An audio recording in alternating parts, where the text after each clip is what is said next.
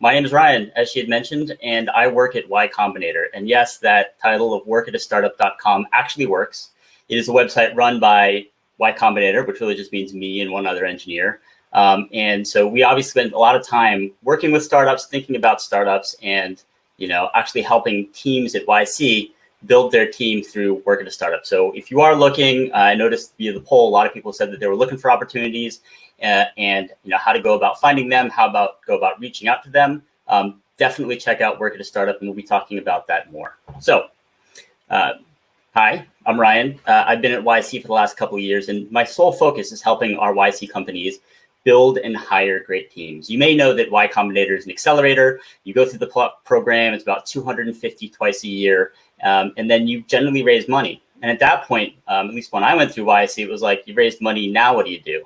Well, YC has kind of grown the program such that we want to have all these add-on services. And one of the hardest things is hiring engineers. So my sole focus is to work with engineering managers, working with founders to help them build their team. And that's an amazing thing from where I sit, just because not only am I helping these next generations of startups, I also get to talk to lots of engineers, lots of designers, lots of people who are looking for their next role and try to figure out where the best fit is. And so I see a lot of profiles, I see a lot of backgrounds, I review a lot of resumes. And I think that I have a couple of interesting insights in terms of how you can go about best working at a startup and thinking about working at a startup. So I want to leave you first of all with this. This is my email address. I dropped it in the comments, but if you want feedback on your resume or to discuss career options or so forth, no matter what the case, just shoot me a note, and I'm happy to give feedback over email and even sometimes get on a call for one-on-one. I'm going to talk a little bit about my background just as a way of saying these are the things that I might be useful to go back and forth with. First off, I was the 7th engineer at Salesforce. I ran an engineering team at a company called Zora that went public a couple of years ago. So I spent a lot of my career in engineering. I'll talk more about these experiences and how they formed how I think about startups and why you might want to work at them. But a lot of people ask me questions about how do I weigh working at a smaller company versus a larger company, everything from benefits to being able to move faster to compensation. I'm happy to chat about those things and just have an honest conversation about what the benefits, pros and cons are. And we'll get a little bit into that today too. A lot of people ask, I want to be in a certain area or a certain industry. And so, what skills should you build if you want to work in transportation, or you want to work in healthcare, or you want to work, in delivery, right? And thinking thoughtfully about how you craft your story so that way you can get in and build a career there. As I mentioned before, ways to think about careers and progress to get there. We'll share a bit more about my career, but I'm not necessarily the most thoughtful about it. I go after things that I think are interesting, things that are opportunities to learn the most about something I don't know anything about. But I certainly give a lot of advice on how you can build up a ladder or position yourself for what you want to be doing longer term. And recommendations for good companies, startups to consider. Send me your resume, as I mentioned. I'm happy to give feedback. I'm also pretty interested in product management. I was a lead PM at Lyft for a little while. I was doing the APIs, partnerships, and then towards the end, risk and IPO readiness. And so I spent a lot of time being a PM. And so that transition from engineering to PM, a lot of things that I learned along the way of what does a PM actually do? What are the qualities of a good PM? Why do people say engineers make the best PMs? There's a lot of different backgrounds that do well as PMs. Engineers just have some different assets, particularly at software companies, where you understand what it takes to ship, how to work with engineers. That does make it, advantageous for software companies. At Lyft, there were a lot of people with operations background, and that's one thing that was really valued there. So lots of different ways. And if you're interested in about being a PM or trying to figure out if being a PM is fun or rewarding or worth it, shoot me a note, and I'm happy to chat about those things. And startups. I work at YC. I started a company that went through YC a while ago. It was in the fashion space. And so, I've spent a lot of time listening to founders, listening to talks, advising founders on how to launch an MVP, how to find customers, how to talk to customers and build something that people want. That's a big logo, big thing that YC says to their founders. And this other aspect of a lot of people are thinking about starting a startup. How do you know when you're ready to start a startup? How much experience do you need? And it varies. It really varies based on the type of experience you have, the type of startup you want to start. And in many ways, there's no better time to do it than just to start doing it. So again, shoot me a note, Ryan at Y Combinator. We're not going to cover all of these topics today, but I want to make sure that I'm a resource for this talk, but then thereafter, as you think about what you want to be doing in your career, and it's not just limited to startups, right? There's a lot of really big companies at YC. You have Airbnb, you have Brex, you have Dropbox, you have Gusto, like ones that are Series D billion-dollar companies that are great companies to join as well, and there are trade-offs to be made. And so we'll talk a little bit about that too.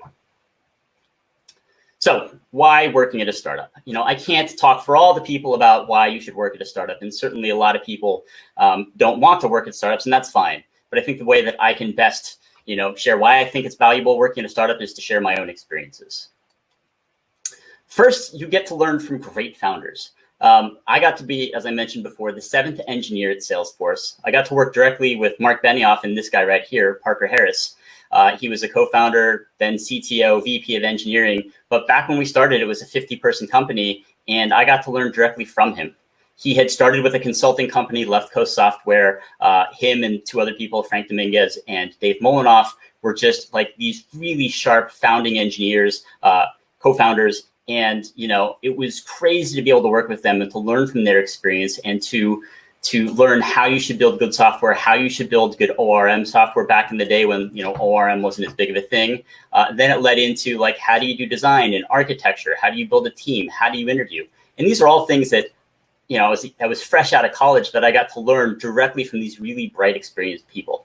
I think there's a common misconception that a lot of founders don't know what they're doing, but more and more as you get into YC companies, you're seeing that these people have been early at Dropbox, like Gem, a company called Gem.com. Steve was one of the early engineers at Dropbox, and he had built that product, built that company, built that team, and is doing it again, right? And so founders more often than not now are coming from Facebook and Dropbox and all of these places. And so that's something that you should consider. It's like you get to learn directly from great founders, where at larger companies, you might not have that exposure or that access. And that's one really big benefit that I've gained from the reason that I stayed at Salesforce for 8 years.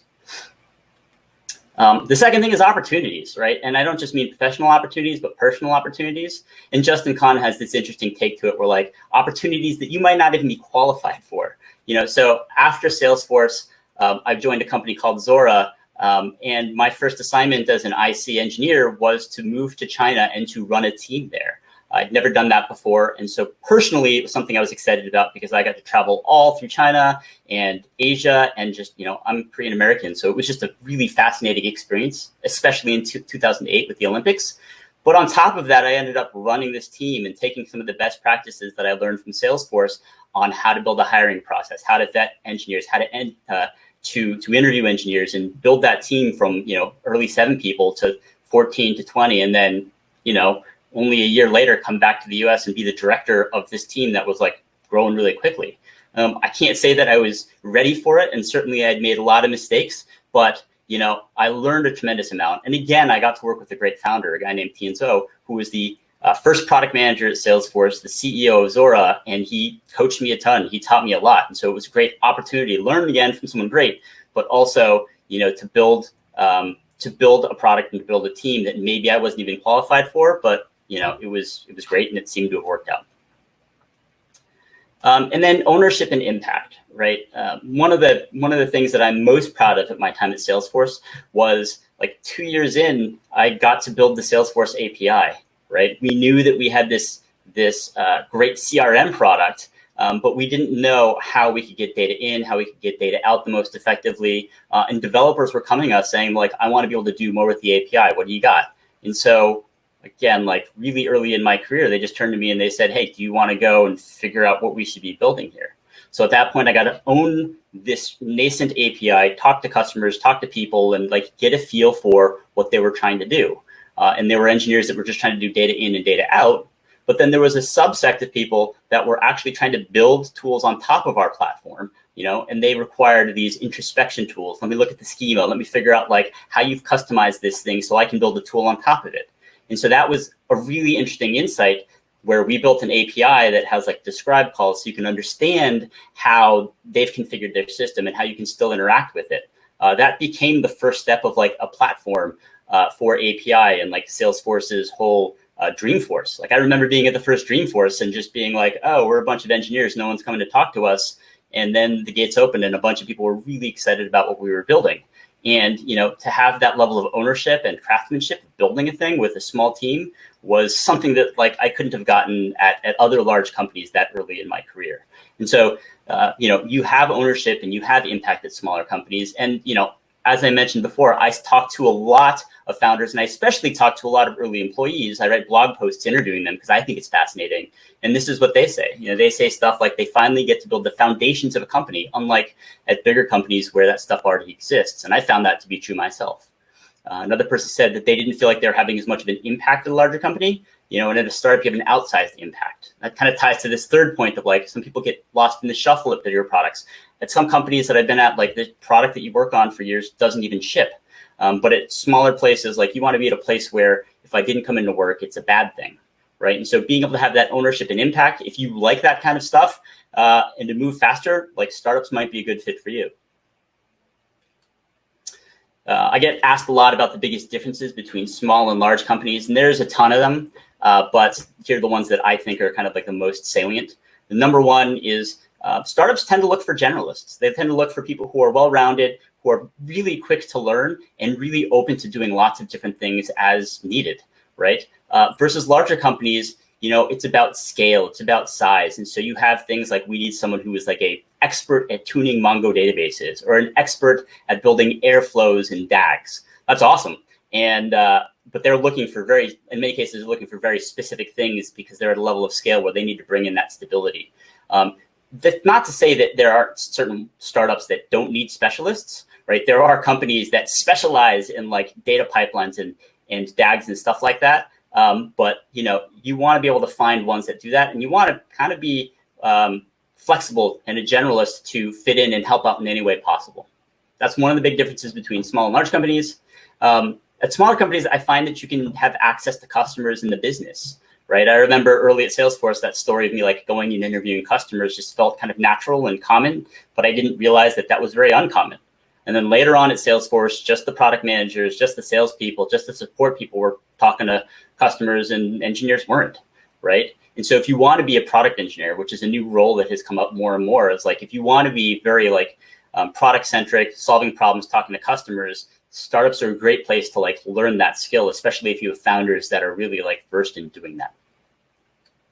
We mentioned ownership and impact, right? I think that at larger teams and larger organizations, you have a smaller piece of ownership, which is not to say it's not important, but like you get a smaller piece of a much bigger picture. And you can have a tremendous amount of impact. Like if you're working at a large FAANG company and you're shipping like a settings feature, the number of people that are obviously using the platform and using that feature can be huge. I tend to prefer places where like you're working directly on the product, working directly on the thing that is the core product that people use and feeling like I'm having that ownership and impact of a thing and more of a direct involvement in the success of that product, but also the company.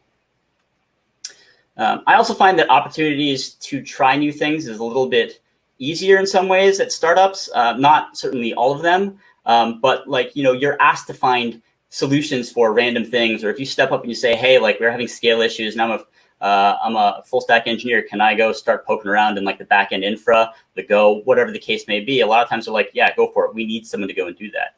At larger companies, you have a lot of lateral movement. It's just that sometimes it gets caught up in organizations or, you know, blocked by hiring, right? You might be a really great engineer and you want to do iOS and they're like, yeah, that's great. But then you have to like do a, you know, a 2 years at the current company to make sure that like you're doing right by them. And then we got to backfill you. So it's dependent on us to be able to hire. And then also, you know, you got to slowly onboard and maybe even interview for that other team. So you get those opportunities at larger companies. It's just that like the way that they're kind of designed and built, it sometimes takes longer to get those opportunities or have lateral movement. And then it's compensation. It's like, yes, you're probably not going to get paid FAANG money right off the bat by joining a startup. I do a lot of advising for our YC companies. And one thing I always warn them of is people who are mercenaries. Like, don't hire someone who is going to go for the top bidder and give them the top amount, because you'll always find someone who's willing to pay more, right? It's just known. And so you shouldn't be winning every single person that is coming through because of compensation, because it means you're actually paying too much if you're a founder.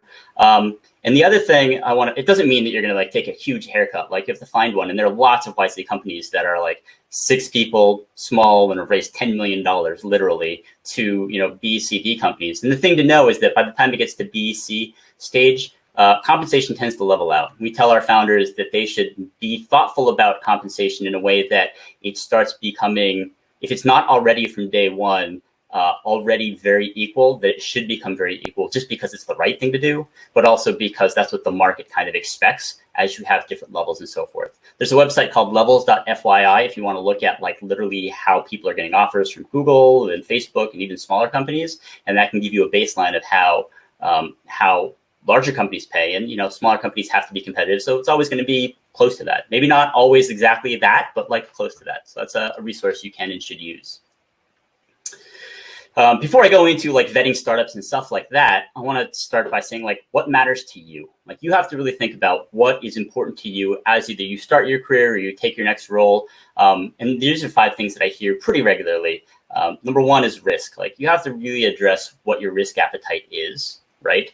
And to make sure you find a fit that makes sense. Right? There are some companies that only have like a year's worth of runway, but they could be blowing up and they could be in the middle or very close to raising their amount of next capital, Series A, Series B.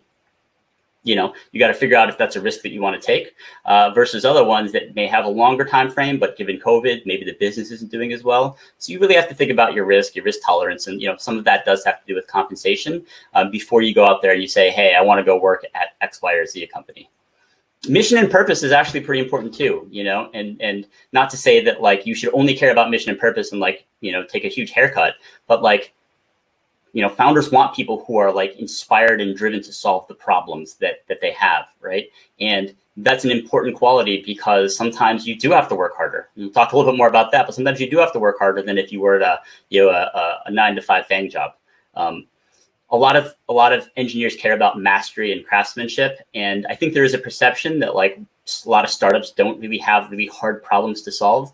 And I think that that's actually very false. Like there are great companies like OneSignal that are doing amazing things in messaging, and the scale at which they're operating, even at a small team, have really hard technical scaling challenges even early on, right? And you hear the story of like Instagram where they were like trying to change the engine while the plane was in flight. Right, small startups have tremendous scale. I would actually say that if you're doing crazy things like that and you're having that level of mastery and craftsmanship to solve these scale problems or technical problems, it's a good thing if you have opportunities to do these because it means that the team is lean and you're focusing and prioritizing the things that matter most.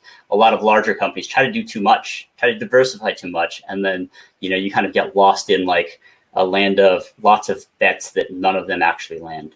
Interesting technology, we talked a little bit about that. And a lot of people want to get rich. And I would kind of pause a lot of people who say like, I'm going to get rich in another startup because a lot of them don't succeed, right? A lot of them fail. And you should know that going into it. You should make sure that you're comfortable with what you're getting paid. And hopefully what you care about is like learning and the mission and things like that.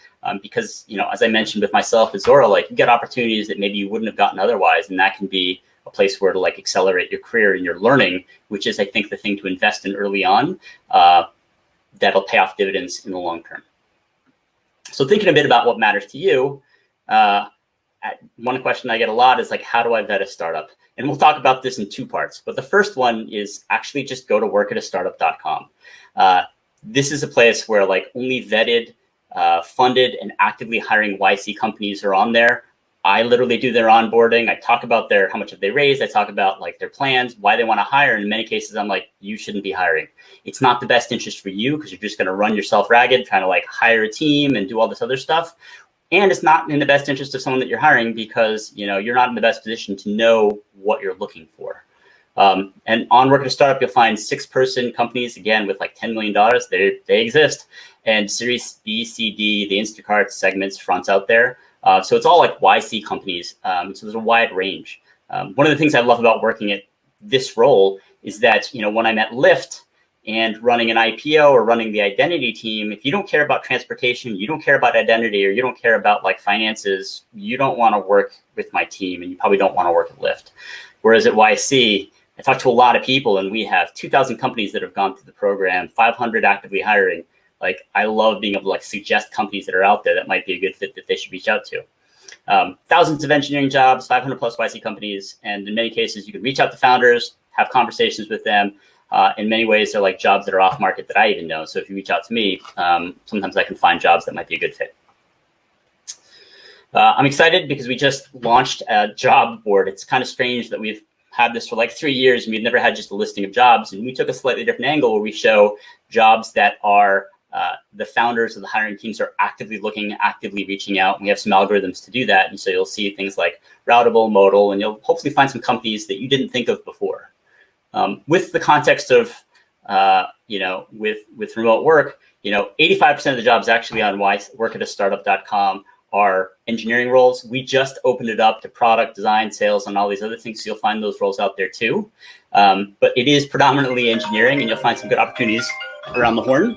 And the second thing is, in the last 6 months, we've seen a lot of active jobs that are starting remote. Like more than 50% are remote only or remote friendly.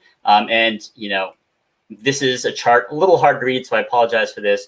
But that purple and yellow are like the remote friendly jobs. And early in the year, it was maybe around like 20-25%. And now it's somewhere like 85 to 90% of all the jobs over time are now just being posted and are remote. I think a lot of startups have been much more adaptable. They're quicker to use the tools. They're quicker to like build teams that are initially remote. And, a lot of them have, especially YC companies, after you go through the program, after you raise money, you have to hire. You have to find great people. And just because COVID is here doesn't mean that they can stop. So that's what we're seeing here. And it's really exciting. It's really exciting to see that this is like a new world. And I've seen a lot of the people on here are from lots of different countries all over the world. It's really exciting because I've always believed that the best talent can be anywhere, just like Arc says. And now this is a forcing function for us to get there as an industry. I want to give some advice on resumes and reaching out, right? Especially at startups, but it applies, I think, to most cases. I do a lot of profile reviews for work at a startup because I want to be able to introduce people to great companies. 3 things that I see commonly missing, and I want to make sure I'm sharing with you up front. Each position, make sure that you share what you worked on. A lot of engineers forget to do this. A lot of designers forget to do this, and they don't think that the context of the person looking at the resumes, they know nothing about your business. They know nothing about where you've been working. So make sure you describe a little bit about the company and what you worked on, what product, what thing that you helped ship. You also want to talk about how you got your work done. And this is a combination of like what technical skills or what tools you used. If you're a designer and you find yourself using Sketch, or if you find yourself using Adobe Photoshop, make sure you list it. And also, if you're technical, what libraries you use, what programming languages you use. You'd be surprised that engineers often miss that and like do the other thing. And it's hard to get both of like, what did you work on and how did you get your work done? But those are both important because it's telling a story about what you've done in the past and why you might be a fit for what you're applying for. The other thing about how did you get your work done is talking about the teams, right? When you're hiring someone as a hiring manager previously and working in teams, it's important that you can work in teams, small teams, large teams, and that you were paid to work at a team and did that successfully. So being able to articulate that the team had 5 engineers, maybe a little bit about Scrum, although you wouldn't want to over-index on Scrum because it's not like, if you're a TPM, then maybe you would, but if you're not, then like, talk about the team, the size of the team, and what you were able to ship together. And the last thing is like, talk about the impact, right? Not only did you work on something, not only were you able to ship it, but like what impact did it have to the business? I think this is particularly important at startups, especially if you want to be a product engineer, because it shows that you were thinking about what the outcomes and the impact of the business is. And therefore you can, focus on solving those problems, improving the metrics and, making it a better startup overall. It's kind of funny, but a lot of people forget some combination of this. And then the other thing that I see a lot is just listing 10, 15 bullet points on your story. For better or worse, a lot of people, they kind of like, if the first 2 aren't hitting, the next 10 aren't as important. Like they're not going to look at it. So you want to have the most impactful ones at the top. And part of work, in my opinion, is learning how to be concise, learning how to communicate effectively, and being able to do that in a resume is an important skill set because it shows that you might be able to do that at work too. So resumes are an important thing. It's only one part of the picture though. right? So when you reach out, don't just apply. You should contact the founders. If you are excited about this position, if you're excited about working at a company, then a lot of founders who are hiring will share their email addresses somewhere. They'll give a talk. They'll talk about whatever, just like I'm talking and giving you my email address, because they know that hiring is important, and every chance they get content out there is an opportunity from the hire. So you can, in many cases, find founders' contact information. You should reach out to them. The other thing that ties into this is don't send a template email. Like, it's obvious, it's clear, it doesn't show any personalization, it doesn't show that you're excited. When you reach out, list 2 or 3 things that you would do to improve the product, or that you would fix the product, or that you have like thoughts and suggestions that you're coming to the table with, so they can at least say, hey, this guy's thinking, or this person is thinking about our product, is very engaged, maybe it's worth a chat. And the other one is like, if it's a product that you can use, if it's something you can contribute to in terms of open source code or X, Y, or Z, definitely do that. The previous talk talked about being prepared and knowing about the business, especially when you get that opportunity to talk with someone. So in the outreach, make sure that you are prepared and that you're showing that you're thinking about the product and what you would do, because it's a lot easier to say, hey, this person is interesting to talk to, if they're crafting an email that is very tailored to the business and shows that you are actually doing your homework. Assuming you get to that point, we then can talk a little bit more about the questions that you should ask of founders, the questions you should ask about the startup to get up to speed. I mentioned this briefly before, but you should be able to ask, what is your runway and burn rate? I should also say that maybe this is the first thing you should ask up front. For better or worse, a lot of interviewing is kind of like dating, where like the appropriate thing or the appropriate question to ask is at the right time. And if you can feel it out and it feels like this is the right time to ask about runway and burn rate at the beginning, cool. You'll also find that the further you get into the interview process, you have more leverage because you're getting further along. By the time you have an offer in hand, like, you can ask a lot of questions, assuming you're not a jerk, and hopefully you'll have a really good, transparent conversation. But asking about runway and burn rate is important. If you're not familiar with runway and burn rate, runway is like the number of months left that the company can survive on, based on how much money that you have, based on how much revenue you're having, based on how much you have in the bank. And that's pretty important because that ties back to this element of risk. Are you going to join a company that only has 6 months left, has a year left, in some cases that has like 4 years to survive? So knowing that is an important factor that might reflect like your risk tolerance. And then burn rate is how much they're spending on a monthly basis. This is not the most important thing to know, but you get a bit more clarity as to why the runway is what it is, where they're spending, and how the founders think about conserving cash, spending cash appropriately to outlast COVID, but also to make sure that their company can survive. One of the important things that we always talk about is like your company or your startup should be like a cockroach. It should just live on forever until it can finally get a chance to succeed. Airbnb tells the story of Paul Graham telling this to them, and they thought it was an insult. But the fact that they could outlast multiple downturns in the market and still survive says something about the grit and tenacity of the founding team at Airbnb. So knowing about the runway and the burn rate will help you get a little bit more insight and more comfort based on your risk tolerance level. This is a good question I think it's worth asking, and it's a question that we literally ask in the YC application, which is, why will you win when others have failed, right? And it gives you a little bit of insight into how the founders think about the business, how the founders think about the product. And it doesn't mean that as an engineer or designer, you need to know and have all the answers. Some engineers want to be very, very, on the front lines. But at a minimum, you want to feel good that the founders or the team that are leading products and engineering have good answers to like why you're going to succeed. Because it can't just be yet another mousetrap. Like, it has to have some novelty, and you want to know what that is or that special thing is. In some cases, it's the team. Sometimes like the teams are great and they figure it out. But that's an interesting question to ask, because you want to know how they think as founders, because they're leading the product and they're leading the sales and they're leading the startup. Here's a question that is very specific, but I actually like it when I talk to founders, which is like, how do you think about testing and test automation? And I actually asked the founders to ask people that they hire about it too. There's this interesting balance where a general perception, again, that like startups are just working so fast and they don't care about testing and they don't care about test quality. But I think it's important to know where you're investing your time, both in product and on quality, to make sure you have that right balance. One example is that Zora, which I worked at, was a billing company, and we helped our customers send invoices to their customers. And so if we got their invoices wrong, it was chaos, right? You'd have their customers arguing and complaining, and then ultimately we were the ones who were responsible for getting it wrong. And so we spent a lot of time building 25,000 tests to make sure that we hardened this rating and billing engine. It was a tremendous effort. And to be honest with you, correctness wasn't necessarily the thing we were going for. We were going for being able to document or keep the state of the system as is. So if there was a change, we could say, hey, something changed in the system and this is how it'll affect it. If we approve it, great, we'll check the test in. If we don't, something's broken, then we have to go fix whatever we did. Now, we spent a lot of time on that, but on the front end, on a lot of the other things, we didn't. And we knew the areas in which we could move faster and not have as much testing. We knew the areas where it was core to our business. It was mission critical. And so how you invest that time and how the founders think, especially the technical founders think about doing the right amount of test automation is key to making sure that it jives with how you think about test automation and the things that you want to be able to do.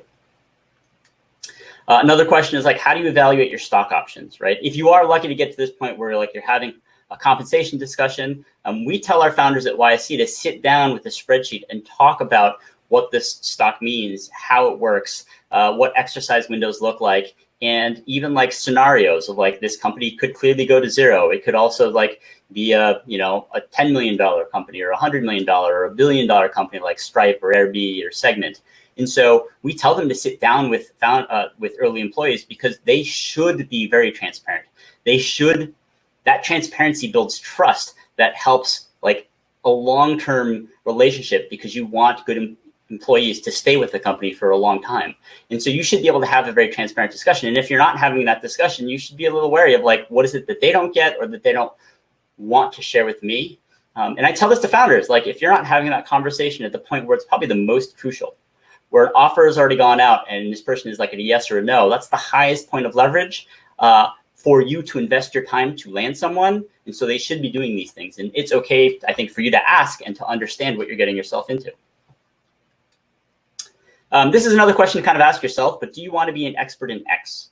If you pick a tool, if you pick a product, if you pick a team, you're going to be really good at whatever the startup does, even if it's a larger company. And so do you want to be an expert in that? We had the team at Twitch kind of talk about what it took to get Twitch, which was a YC company, to be successful. And he was just a lot early on, if you're thinking about a company that is a news company or a media company, and certainly not Twitch, but if it requires doing a lot of clickbait, you're going to be really good at doing a lot of clickbait optimization, clickbait titles. And you got to ask yourself if that's something you want to be an expert in and something you should consider before you work at a startup or work at any company, really. Really quick wrap up, 5 things to expect at a startup, right? From my experiences and things that common misconception are just dead on true. Be prepared to work hard, right? It varies, obviously, but if you're excited about what you're doing, if you're excited about the mission and doing X, Y, or Z, you're probably going to want to put in more extra effort to help the team succeed.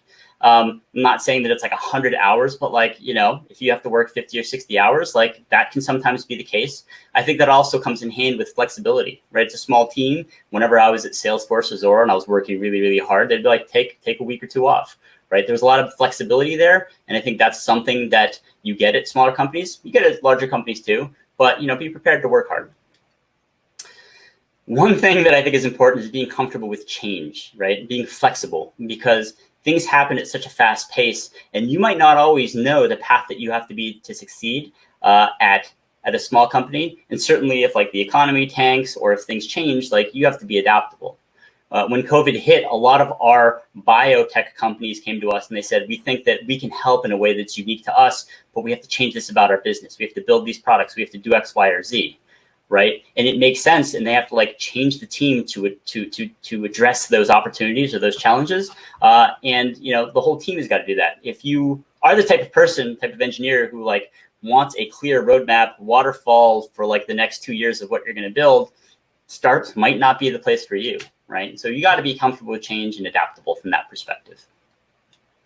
You got to want to learn the business behind the product. I think it'll help you build a better product. It'll help you learn how to be a better product engineer. And if you shy away from that, I actually think it's just a missed opportunity because, I got my MBA. It was a great experience, but I do reflect upon these opportunities I could have had if I had done those things at Salesforce or in many cases, the things I learned in business school were like, oh yeah, we learned that, helped codify that. But yeah, I learned that at Salesforce, of like how to do these things around HR or organizational management.